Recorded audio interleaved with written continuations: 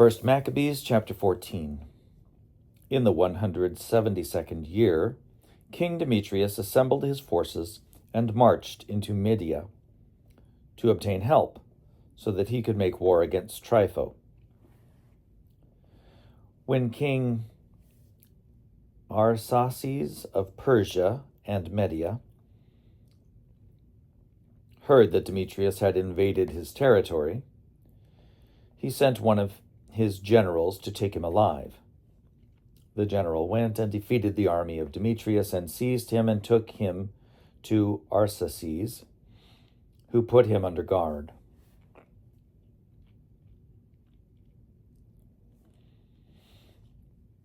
The land had rest all the days of Simon. He sought the good of his nation. His rule was pleasing to them, as was the honor shown him all his days. To crown all his honors, he took Joppa for a harbor and opened a way to the isles of the sea. He extended the borders of his nation and gained full control of the country. He gathered a host of captives. He ruled over Gazara and Bethzur and the citadel, and he removed its uncleanness from it, and there was none to oppose him. They tilled their land in peace. The ground gave its increase, and the trees of the plains their fruit. Old men sat in the streets. They all talked together of good things, and the youth put on splendid military attire. He supplied the towns with food and furnished them with the means of defense, until his renown spread to the ends of the earth.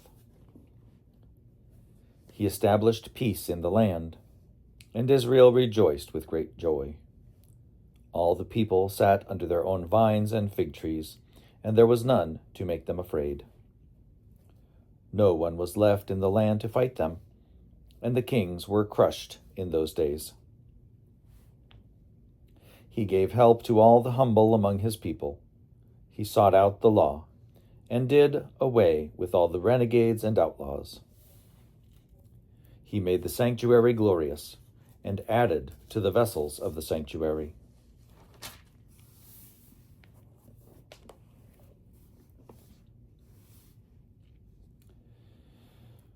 It was heard in Rome, and as far away as Sparta, that Jonathan had died, and they were deeply grieved. When they heard that his brother Simon had become high priest in his stead, and that he was ruling over the country and the towns in it, they wrote to him on bronze tablets to renew with him the friendship and alliance that they had established with his brothers Judas and Jonathan. And these were read before the assembly in Jerusalem. This is a copy of the letter that the Spartans sent.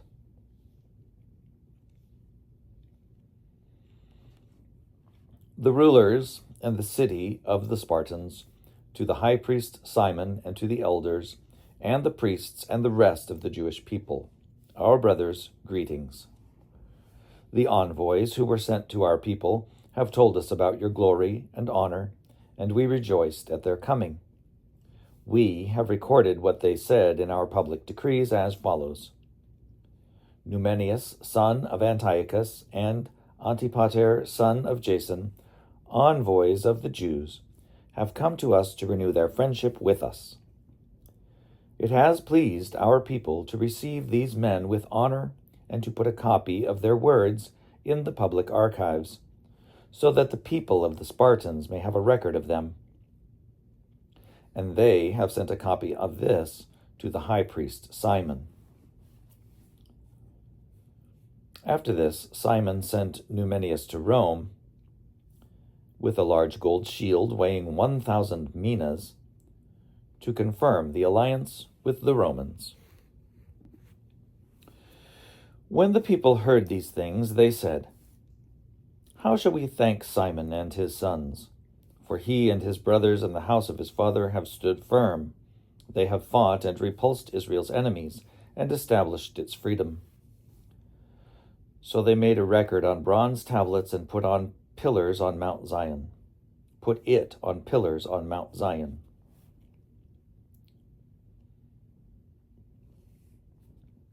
This is a copy of what they wrote. On the 18th day of Elul, in the 172nd year, which is the 3rd year of the great high priest Simon, in Asaramel, in the great assembly of the priests and the people and the rulers of the nation and the elders of the country, the following was proclaimed to us.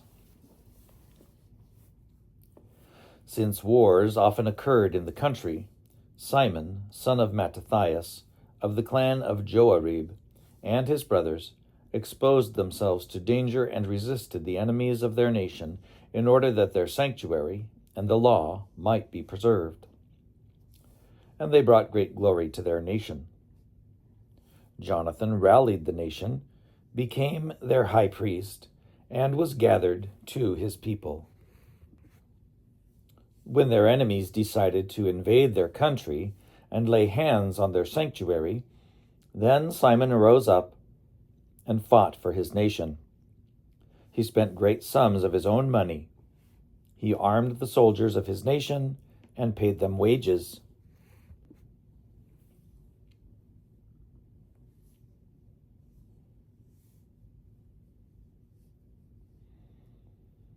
He fortified the towns of Judea and Beth-zur on the borders of Judea, where formerly the arms of the enemy had been stored, and he placed there a garrison of Jews. He also fortified Joppa, which is by the sea, and Gazara, which is on the borders of Azotus, where the enemy formerly lived. He settled Jews there and provided in those towns whatever was necessary for their restoration. The people saw Simon's faithfulness and the glory that he had resolved to win for his nation, and they made him their leader and high priest because he had done all these things and because of the justice and loyalty that he had maintained toward his nation.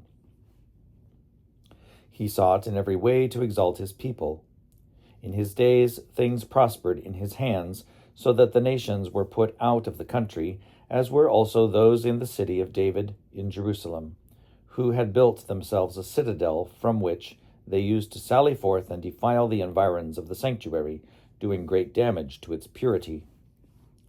He settled Jews in it and fortified it for the safety of the country and of the city, and built the walls of Jerusalem higher.